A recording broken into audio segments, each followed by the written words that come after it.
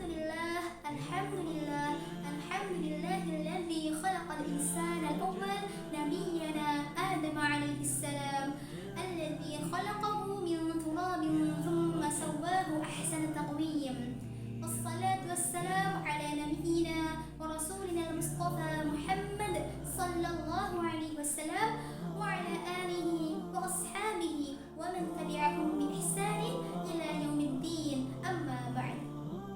Ayyuha ikhwati fillah, hafizakumullah.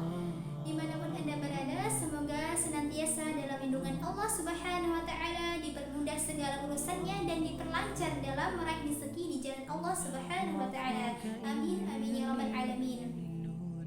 Pada kesempatan yang berbahagia ini, saya ingin menceritakan sekelumit kisah mengenai sejarah penciptaan Nabi Adam alaihissalam dan terusirnya beliau dari surga, sebagaimana dalam firman Allah Subhanahu wa taala Al-Qur'an surah Al-Baqarah ayat 30 sampai 38.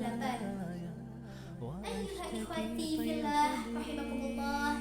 Awal mula kisah ini terjadi ketika Allah Subhanahu wa taala mengkabarkan kepada para malaikat mengenai ihwal penganugerahan karunia-Nya kepada anak cucu manusia. Pada kesempatan itu Allah Subhanahu wa taala menyampaikan kepada para malaikat bahwasanya Dia hendak menjadikan seorang pengganti dari kalangan manusia yang kelak menjadi perpanjangan tangan dalam menjalankan dan menegakkan hukum-hukumnya di muka bumi, atau lebih dikenal dengan sebutan khalifatun fil ardh. Allah Subhanahu wa taala berfirman kepada para malaikat, "Inni ja'ilun fil ardi khalifah," bahwasanya aku hendak menjadikan seorang pengganti di muka bumi. Mendengar hal itu, para malaikat pun merasa khawatir, sehingga mereka bertanya kepada Allah Subhanahu wa taala, "Ataj'al fiha man yufsidu fiha wa yasfiku dima wa nahnu nusabbihu bihamdika wa nuqaddisu lak." Wahai Rabb kami, apakah hikmah di balik penciptaan mereka? Padahal di antara mereka kelak akan ada orang-orang yang senantiasa berbuat kerusakan dan pertumpahan darah. Jikalau Engkau hendak menjadikan di antara mereka orang-orang yang senantiasa beribadah kepadamu, maka kami senantiasa bertasbih kepadamu, memujimu dan mensucikanmu, wahai ya Rabb. Dan tidaklah mungkin keburukan-keburukan itu muncul dari diri kami. Maka ya Rabb, mengapa tidak kami saja yang Kau jadikan, wahai Tuhan kami? Mendengarkan pernyataan dan pertanyaan tersebut, Allah Subhanahu wa taala menjawab dalam firman-Nya, "Inni a'lamu ma la ta'lamun," bahwasanya aku mengetahui akan sesuatu yang kamu tidak ketahui, yaitu Allah Subhanahu wa taala lebih mengetahui banyaknya maslahat di balik penciptaan Nabi Adam alaihissalam dibandingkan keburukan dan kerusakan yang disebutkan oleh para malaikat tadi. Kemudian Allah Subhanahu wa taala menciptakan Nabi Adam dari segumpal tanah, dari segenggam tanah yang kering lagi mati. Kemudian Allah Subhanahu wa taala mengandungnya dengan air yang beraneka ragam, membentuknya, kemudian meniupkan ruh padanya, sehingga terciptalah makhluk yang sempurna yang Allah karuniakan kepadanya akal pikiran, hati, perasaan dan hawa nafsu yang sebelumnya hanyalah sesosok ataupun yang sebelumnya hanyalah segumpal tanah yang kering lagi mati. Kemudian Allah Subhanahu wa taala mengajarkan banyak hal kepada Nabi Adam alaihissalam berupa nama-nama benda langit, yang mana tidak ada satupun makhluk sebelumnya yang mengetahui hal-hal tersebut. Bahkan Allah Subhanahu wa taala mengajarkan nama-nama beserta hikmah-hikmah yang terkandung di dalam benda-benda mati tersebut. Allah Subhanahu wa taala kemudian memerintahkan kepada para malaikat, sebelumnya menunjukkan benda-benda tersebut kepada para malaikat, kemudian memerintahkan kepada mereka untuk menyebutkan satu persatu nama dari benda-benda tersebut.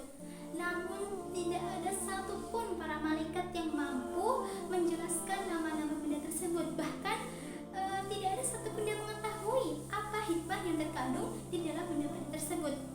Kemudian Allah Subhanahu wa taala memerintahkan kepada Nabi Adam alaihissalam untuk sebelum itu para malaikat menyadari bahwasanya mereka itu tidak tidak mampu untuk bisa menjawab pertanyaan dari Allah Subhanahu wa taala, dan mereka pun berkata kepada Allah Subhanahu wa taala, subhanaka la ilma lana illa ma 'allamtana innaka antal alimul hakim. Suci Engkau ya Rabb, tidaklah kami mengetahui sesuatu kecuali yang telah Engkau ajarkan kepada kami, dan Engkau Maha mengetahui lagi Maha bijaksana. Mendengarkan hal itu, kemudian Allah Subhanahu wa taala memerintahkan kepada Nabi Adam alaihissalam agar Nabi Adam alaihissalam menunjukkan dan menjelaskan nama-nama benda serta hikmahnya kepada para malaikat. Kemudian Nabi Adam alaihissalam menyebutkan satu persatu nama dari benda tersebut dan juga menjelaskan hikmah-hikmah yang terkandung di dalam benda-benda tersebut dengan jelas dan rinci. Masya Allah. Kemudian Allah Subhanahu wa taala berfirman kepada para malaikat, alam aqul lakum inni a'lamu ghaibas samawati wal ard wa a'lamu ma tubduna wa ma kuntum taktumun. Bukankah aku telah mengatakan kepada kalian bahwasanya aku mengetahui segala sesuatu yang gaib di langit maupun yang ada di bumi, dan aku mengetahui apa yang kalian tampakkan dan apa yang kalian sembunyikan. Dari firman tersebut para malaikat pun menyadari dan memahami bahwasanya segala sesuatu yang Allah ciptakan hanya Allah yang mengetahui kemaslahatan yang ada di dalamnya, dan para malaikat pun menyadari bahwasanya Nabi Adam alaihissalam adalah makhluk yang lebih mulia dibandingkan mereka. Kemudian Allah Subhanahu wa taala memerintahkan kepada para malaikat untuk bersujud kepada Nabi Adam alaihissalam. Dalam tafsir Jalalain dikatakan, maksud dari bersujud ini ialah dengan cara membungkukkan badan sebagai bukti penghormatan kepada Nabi Adam alaihissalam atas kemuliaan yang telah Allah karuniakan kepada Nabi Adam alaihissalam. Di tengah para malaikat bersujud kepada Nabi Adam, terlihat sesosok makhluk yang tetap berdiri tegak dengan angkuhnya enggan bersujud kepada Nabi Adam alaihissalam. Dia membangkang atas perintah yang telah Allah berikan kepada para malaikat termasuk kepadanya. Alasan ia enggan bersujud kepada Nabi Adam adalah ana khairum minhu khalaqtani min nari wa khalaqtahu min tin. Ya Allah, ya Rabb, Engkau menciptakan aku dari api, sedangkan Engkau menciptakan Adam dari tanah. Ia merasa dirinya lebih mulia dibandingkan Nabi Adam, dan dia merasa dia lebih baik, dia lebih terhormat dan lebih hebat dibandingkan Nabi Adam alaihissalam. Karena kedengkian yang ada dalam hatinya, kemudian kesombongan yang ada dalam dirinya, dan sikap pembangkangan terhadap perintah Allah Subhanahu wa taala tersebut, akhirnya ia direndahkan serendah-rendahnya dan dihinakan sehina-hinanya oleh Allah Subhanahu wa taala, dan memasukkan iblis ke dalam golongan orang-orang yang kafir terhadap Allah Subhanahu wa taala. Kemudian setelah itu perlu diketahui teman-teman, perlu diketahui bahwasanya iblis itu dulunya sebelum peristiwa ini merupakan hamba Allah Subhanahu wa taala yang dekat dengannya, senantiasa beribadah, dan juga perilakunya hampir mirip dengan para malaikat karena kesehariannya hidup bersama di antara para malaikat. Namun karena sikap sombongnya, kemudian pembangkangannya terhadap Allah Subhanahu wa taala, sehingga ia dibenci, ia dimurkai oleh Allah, dan akhirnya ia termasuk orang-orang yang kafir terhadap Allah Subhanahu wa taala. Kemudian Allah Subhanahu wa taala memperkenankan Nabi Adam alaihissalam untuk tinggal di surga bersama pasangan hidupnya yang Allah ciptakan dari tulang rusuk sebelah kiri Nabi Adam alaihissalam yang bernama Hawa. Mereka pun hidup di surga dengan bahagia, dengan tentram, dengan segala kenikmatan yang telah Allah sediakan bagi mereka. Mereka dipersilahkan dengan sebebas-bebasnya memakan makanan-makanan lezat dan hidangan yang telah Allah berikan di surga, yang baik-baik lagi lezat. Namun Allah Subhanahu wa taala melarang keduanya untuk mendekati salah satu pohon. Hanya salah satu pohon saja yang berada di surga. Melihat hal itu, iblis tidak tinggal diam. Kedengkiannya semakin bergejolak, dan dia berusaha keras untuk bagaimana caranya menjerumuskan keduanya ke dalam dosa besar dan kemurkaan Allah Subhanahu wa Ta'ala. Ia pun datang kepada Nabi Adam alaihissalam dan membisikkan rayuan licik kepada Nabi Adam alaihissalam dengan berkata, hal adullukum ala syajaratil khuld. Wahai Adam, maukah engkau aku tunjukkan pohon keabadian? Sesungguhnya Tuhanmu itu hanya melarangmu untuk mendekati pohon tersebut agar engkau tidak menjadi orang-orang yang kekal dan tidak menjadi malaikat. Dan percayalah kepadaku iblis, yaitu iblis, bahwasanya aku benar-benar penasihat bagimu. Mendengar rayuan-rayuan licik itu, akhirnya Nabi Adam alaihissalam tergoda bersama istrinya. Mereka pun mendekati pohon yang dilarang oleh Allah tersebut, dan bahkan parahnya lagi, mereka memakan buah yang tumbuh dari pohon terlarang tersebut. Allah pun segera mengetahui hal itu dan murka terhadap Nabi Adam alaihissalam dan istrinya. Pada akhirnya keduanya pun diusir dari surga dan diturunkan ke surga. Allah Ta'ala berfirman, ihbitu ba'dukum li ba'din adu walakum fil ardi mustaqarrun wa mata'un ila hin. Turunlah kalian sekalian ke bumi. Sebagian di antara kalian akan menjadi musuh bagi sebagian yang lainnya, dan bagi kalian tempat tinggal dan kesenangan di bumi sampai waktu yang ditentukan.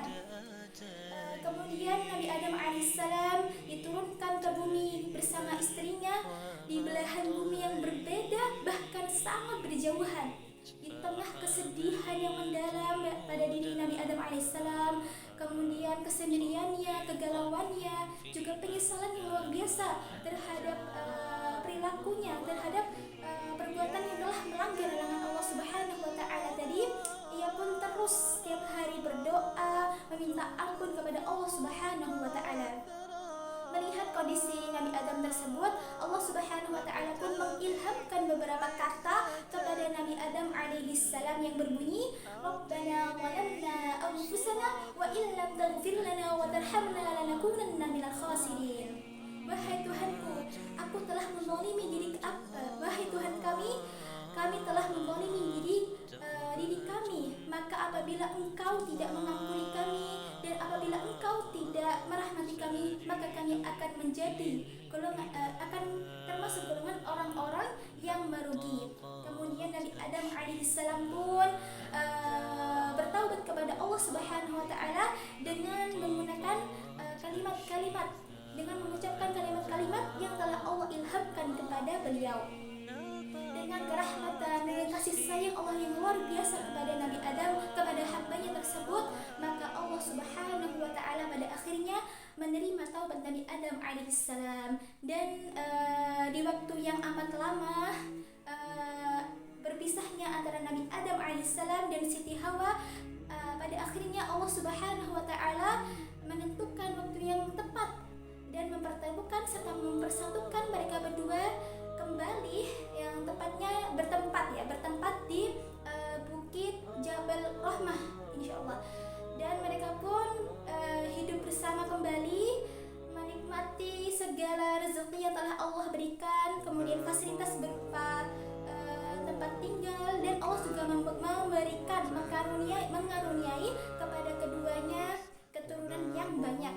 Dan di antara keturunan Nabi Adam tersebut akan muncul segolongan orang-orang yang kelak saling bermusuhan, saling bertentangan, bahkan saling memolimi satu dengan yang lainnya. Oleh karena itu Allah Subhanahu wa Ta'ala berfirman, ihbitu jami'an fa imma ya'tiyannakum minni hudan faman ittaba'a hudaya fala khaufun 'alaihim wa la hum yahzanun. Turunlah kalian sekalian ke bumi, maka apabila datang kepada kalian petunjukku, lalu ada di antara kalian yang mengikuti petunjukku tersebut, maka tidak ada ketakutan dan kesedihan bagi mereka. Oleh karena itu, dalam firman tersebut Allah Subhanahu wa Ta'ala memberikan peringatan bukan hanya kepada Nabi Adam alaihissalam atau kepada istrinya, namun kepada seluruh anak keturunan Nabi Adam alaihissalam untuk mengikuti petunjuk yang Allah telah turunkan kepada mereka. Maka barang siapa di antara anak cucu Adam yang mengikuti dan setia terhadap petunjuk Allah Subhanahu wa taala, maka tidak akan ada kesedihan dalam hidupnya, tidak akan ada pertentangan, kemudian saling memolimi, tidak akan ada ketakutan, kekhawatiran, kemudian kesesatan, bahkan kesulitan dalam menjalani hidup. Dan orang-orang tersebut, keturunan Nabi Adam tersebut akan mendapatkan kehidupan yang nyaman, damai, bahagia, tentram, sebagaimana janji-janji Allah Subhanahu wa taala yang tertulis di dalam firman-Nya. Wallahu a'lam bissawab. Demikianlah kisah mengenai sejarah penciptaan Nabi Adam alaihissalam dan terusirnya beliau dari surga. Ada beberapa hikmah terbesar yang bisa kita dapatkan dari kisah tersebut. Yang pertama ialah kita sebagai hamba Allah Subhanahu wa taala seharusnya senantiasa mengikuti segala perintah dari Allah Subhanahu wa taala dan menjauhi larangan-larangan yang telah Allah tetapkan bagi hamba-hambanya. Dari kisah tersebut kita bisa memahami bahwasanya salah satu larangan yang harus kita hindari adalah sikap membangkang terhadap perintah Allah Subhanahu wa taala. Kemudian sikap sombong, karena sombong itu muncul dari kedengkian hati kita, kemudian berujung kepada kesombongan dan akhirnya direalisasikan lewat perbuatan pembangkangan terhadap perintah tersebut. Yang kedua adalah kita sebagai makhluk yang Allah ciptakan dengan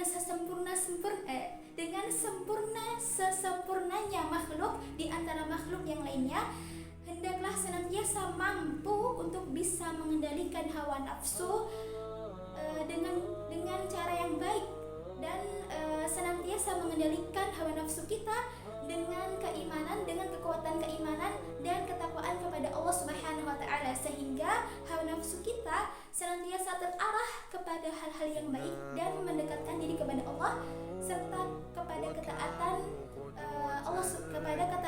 yang menimbulkan kecintaan kita terhadap Allah Subhanahu wa taala dan Allah mencintai kita kembali. Dan yang ketiga ialah kita sebagai hamba Allah Subhanahu wa taala diciptakan dengan sebaik-baiknya penciptaan dibandingkan makhluk yang lain, seharusnya senantiasa bersyukur terhadap segala sesuatu yang telah Allah berikan kepada kita. Karunia-Nya berupa akal pikiran, sehingga ada di antara kita yang pandai sekali dalam menguasai segala sesuatu, menguasai beberapa bidang dalam ilmu pengetahuan. Kemudian kita diberikan perasaan, sehingga kita memiliki perasaan satu dengan yang lainnya, dan diberikan hawa nafsu. Itulah karunia yang membedakan antara manusia dengan makhluk yang lainnya, sehingga manusia adalah makhluk yang paling sempurna dibandingkan dengan ciptaan yang lainnya. Bersyukur dan tidak pernah dan janganlah kufur terhadap apa yang telah Allah berikan kepada kita. Dan yang terakhir adalah kita sebagai hamba Allah Subhanahu wa taala senantiasa setia dan mengikuti apa yang telah Allah turunkan, apa yang Allah sampaikan dalam Al-Quran, berupa petunjuk-petunjuk hidup kita yang kelak akan membawa kita kepada kebahagiaan dunia dan akhirat. Dan kita juga sebagai pengikut Rasulullah SAW seharusnya mengikuti sunnah-sunnah dan apa yang telah Rasulullah SAW jelaskan dan tunjukkan kepada kita, dan setia dalam mengikuti segala perintah-perintah Rasulullah SAW. Dan masih banyak lagi hikmah-hikmah terbesar yang bisa kita petik dari kisah Nabi Adam alaihissalam tersebut. Dan saya berharap dengan kisah tadi kita bisa mendapatkan inspirasi, motivasi, kemudian memperluas wawasan kita, pengetahuan kita, memperdalam ilmu kita, terutama mengenai sejarah-sejarah nabi-nabi terdahulu yang tertulis dalam Al-Quran, menumbuhkan serta dalam cinta kita terhadap sejarah Islam, dan juga memperdalam cinta kita terhadap Al-Quran itu sendiri. Dan saya berharap dengan hikmah-hikmah yang terkandung di dalam kisah tersebut dapat berpengaruh baik bagi kehidupan kita, baik di dunia maupun di akhirat kelak. Amin amin ya rabbal alamin. Sebelum saya tutup, saya memohon maaf yang sebesar-besarnya kepada ikhwah sekalian apabila ada kata-kata atau kalimat-kalimat yang mungkin saja kurang berkenan di hati antum semuanya. Dan saya berharap ada sedikit koreksi dari antum, mungkin ada kesalahan dalam penyampaian ataupun kesalahan dalam pengucapan dalam menjelaskan materi yang saya sampaikan tadi. Dan saya juga berterima kasih telah kepada antum semuanya yang telah dengan setia mendengarkan materi yang saya sampaikan mengenai kisah Nabi Adam tersebut. Karena kebenaran itu hanya datang dari Allah Subhanahu wa Ta'ala semata, sedangkan kesalahan-kesalahan datang hanya dari diri saya pribadi. Syukran katsiran, jazakumullahu ahsanal jazaa ala husni ihtimamikum. Hayatul fata bil ilmi wat tuqah billahi fi sabilil haqq wa kana haqqan alaihi nasrul mu'minin. Nasrun minallah wa fathun qarib wa basyiril mu'minin. Wassalamu alaikum warahmatullahi wabarakatuh. قل يا عبادي الذين أسرفوا على أنفسهم لا تقنطوا من رحمة الله إن الله يغفر الذنوب جميعا إنه هو الغفور الرحيم وأنيبوا إلى ربكم وأسلموا له من قبل أن يأتيكم العذاب ثم لا تنصرون